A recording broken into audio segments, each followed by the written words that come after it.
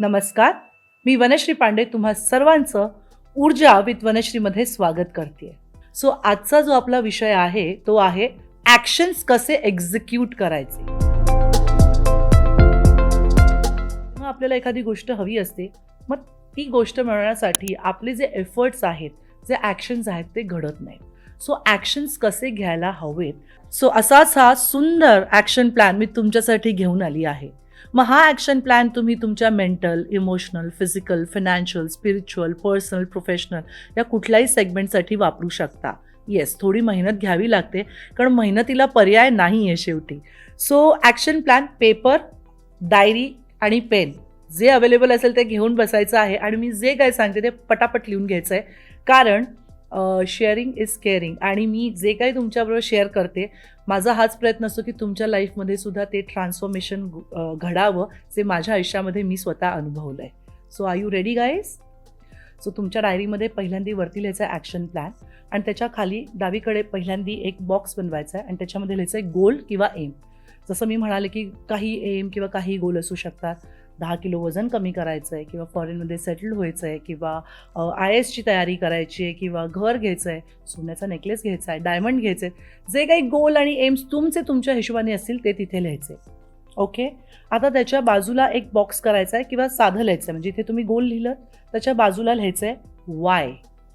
कशासाठी हवं आहे तुम्हाला, म्हणजे you want it or you need it, की तुम्हाला त्याची गरज आहे की तुम्हाला ते हवं आहे. हा फरक समजून घेणं खूप गरजेचं असतं.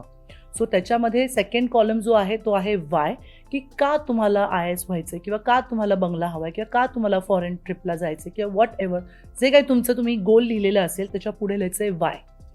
आता त्याच्या बाजूला लिहायचं आहे मोटिवेशन, की ते करण्यासाठी तुम्ही कसं स्वतःला मोटिवेट करताय, किंवा कुठल्या गोष्टीने तुम्हाला मोटिवेशन मिळेल म्हणजे तुम्ही या गोष्टी तुमच्या एमकडे किंवा गोलकडे तुम्ही पोहोचू शकता. आता हे करत असताना खालती स्टार्ट डेट लिहायची आहे. तुम्ही कोणत्या दिवसापासून ही ॲक्शन तुम्ही आचरणात आणण्याचा प्रयत्न करताय किंवा आचरणात आणलेली आहे. सो स्टार्ट डेट लिहायची आहे आणि डेडलाईन. फॉर एक्झाम्पल, आता एखाद्याला गाडी घ्यायची आहे, तर त्याचा गोल आहे की मला XYZ गाडी हवी आहे. का? कारण की माझ्या फॅमिलीबरोबर मला रोड ट्रिपला जायला आवडतं. मोटिवेशन काय आहे की मी मोटिवेशन माझ्यासाठी फॉर एक्झाम्पल मी चांगल्या गाडींचे पिक्चर्स बघते, किंवा ते मी माझ्या मोबाईलमध्ये लावून ठेवलेत ॲज विजन बोर्ड.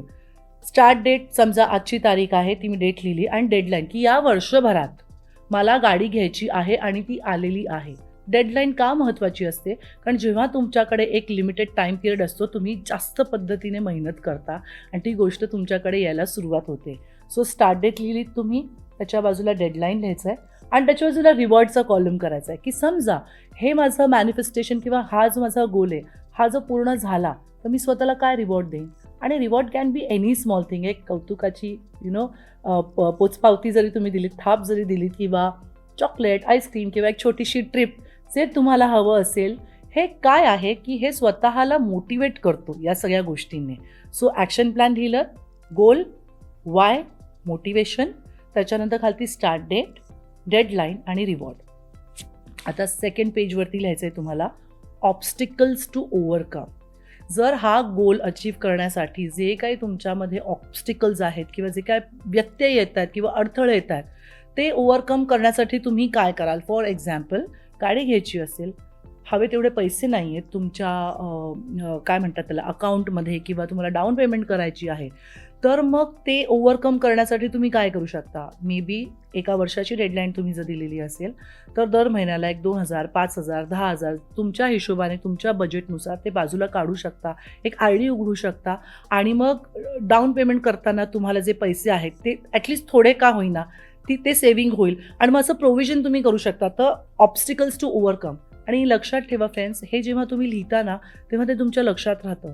आपण असे विचार करतो ना ते वाऱ्यासारखे येतात आणि वाऱ्यासारखे निघून जातात. पण जेव्हा लिहितो ना रजिस्टर होतं, आणि जेव्हा तुम्ही एक ॲक्शन प्लॅन असे लिहून वाचाल आणि बघाल तेव्हा तुम्हालाही कळेल की आपण कुठे आहोत, आपल्याला कुठे पोहोचायचं आहे, आणि त्या दोघांमध्ये किती तफावत आहे जी आपण भरून काढत नाही. सो लिहिल्याने तुमच्या डोळ्यांना दिसणार आहे, तुमच्या 5 सेन्सेसना दिसणार आहे, आणि त्याप्रमाणे तुम्ही ॲक्शन घेऊन तो रिझल्ट तुमच्यापर्यंत येणार आहे. सो ऑब्स्टिकल्स टू ओव्हरकम, समजा वेट कमी करायचं आहे आणि वेट कमी होत नाही आहे, तर मग काय ऑब्स्टिकल्स येत आहेत? मे बी खूप ओव्हर इटिंगच होते आहे. मग ओव्हर इटिंग का होते आहे? ती कारणं सगळी लिहायची आहेत. हे मी तुम्हाला कॉलम्स का देते, की त्याच्यामध्ये तुम्ही सगळी लिहा जी काही आन्सर्स आहेत. आणि जेव्हा तुम्ही वाचाल तेव्हा अनुभूती येईल, की oh my God, me over eating करते कारण मी इमोशनली अनस्टेबल आहे, कारण की ही कारणं आहेत. मग त्याच्यानंतर तुम्ही तुमच्या इमोशन्सवर काम करायला लागता. तर ह्याचे बेनिफिट्स हे आहेत. So obstacles to overcome. तर त्याच्या बाजूला आहे रिसोर्सेस, की काय रिसोर्सने मे बी यूट्यूब चॅनलला खूप सारे रेसिपीज असतात किंवा आईच्या हातचं घरचं जेवण is the best for weight loss. मग गाडी तुम्हाला घ्यायची असेल तर मग कुठच्या बँकेचे लोन्स तुम्हाला इंटरेस्ट रेट कमी पडेल. रिसोर्सेस, काय काय रिसोर्सेसने तुम्ही तुमच्या गोलपर्यंत पोहोचू शकता, त्या रिसोर्सच्या कॉलममध्ये ते रिसोर्सेस लिहायचे आहेत आणि जे शक्य आहेत ते तुम्हाला पूर्ण करायचे आहेत. आता 2 छान कॉलम्स आहेत जे मला आवडतात. आणि बाय द वे, मी हे जे काही तुमच्याबरोबर शेअर करते हे सगळं मी स्वतः इम्प्लिमेंट केलेलं आहे. माझे सगळे क्लायंटसुद्धा इम्प्लिमेंट करतात आणि त्यांना जे अमेझिंग रिझल्ट्स आलेले आहेत. आणि आज जी काय मी तुमच्यासमोर बसली आहे, ह्या सगळ्या गोष्टी मी स्वतः केलेल्या आहेत आणि म्हणूनच मी तुमच्याबरोबर शेअर करते आहे. सो नेक्स्ट कॉलम आहे बिग स्टेप्स. आता जर तुम्हाला गाडी घ्यायची आहे किंवा तुमच्या मुलाला फॉरेनला पाठवायचं आहे, मग त्यासाठी तुमच्या कशा स्टेप्स असायला हव्यात? मोठ्या स्टेप्स. फॉर एक्झाम्पल, तुमचा मुलगा जर शिक्षणासाठी बाहेर जातो आणि त्याला 50 लाख खर्च आहे, हे जर तुम्हाला आधीपासून माहीत असेल तर तुम्ही SIP करू शकता, सेव्हिंग करू शकता. मुलगी असेल लग्नासाठी गोल्ड घेऊ शकता. तुम्हाला त्याचं प्रोव्हिजन आधीपासून, ह्या बिग स्टेप्स ज्या आहेत, किंवा तुम्ही SIPमध्ये पैसे टाकून FD करून ठेवा. मुलाला शिक्षणाला बाहेर पाठवायचं असेल तर मेडिक्लेम काढून ठेवा. ह्या मोठ्या मोठ्या गोष्टी आहेत. किंवा घरावर जर लोन केलेलं आहे तर ते लोन आपण कसं फेडू शकतो, या गोष्टींचा विचार करा. May be part time job. आता सगळेच जण मल्टीटास्किंग करतात, पहिल्यासारखा जमाना तर राहिलेला नाही आहे. मी काय मल्टीटास्क करून, काय बिग स्टेप्स घेऊन असं जो मोठा चंक आहे ना, तो मी कसा कमी करू शकते किंवा माझ्या गोलपर्यंत पोचायला कशी मदत होईल, हे बिग स्टेप्स तिकडे लिहायचे आहेत तुम्हाला. आणि त्याच्या बाजूचा कॉलम आहे लिटल स्टेप्स, की रोज मी काय करू शकतो किंवा रोज मी काय करू शकते. असे लिटल्स, छोटे छोटे स्टेप्स आहेत तुमच्या गोलपर्यंत पोहोचण्यासाठी. आणि त्याच्या बाजूचा कॉलम आहे नोट्स. जे काही तुमच्या मनात विचार असतील ते लिहून तुम्ही तिकडे ठेवा. हा ॲक्शन प्लॅन खूप इफेक्टिव्ह आहे. I am a psychology student आणि आम्हाला असे खूप सारे केस स्टडीज द्यायचे किंवा खूप सारे एक्सरसाइजेस द्यायचे. त्याच्यामुळे आम्हाला ही सवय लागली. सायकोलॉजी स्टुडंटना ही सवय असते की जेव्हा तुम्ही गोष्ट कुठलीही लिहिता, 5 सेन्सेसने तुमच्या ब्रेनपर्यंत पोचते आणि तुमच्या ब्रेनला एकदा सिग्नल मिळाला ना की त्या प्रकारची माणसं, त्या प्रकारचे सिच्युएशन तुमच्या लाईफमध्ये यायला लागतात. सो ॲक्शन प्लॅन तुम्ही हा उतरवला असेलच आणि लवकरात लवकर तुम्ही ॲक्शन घ्यायला सुरुवात करा. कारण देव त्यालाच मदत करतो जो स्वतःला मदत करतो. तो वाट बघू नका.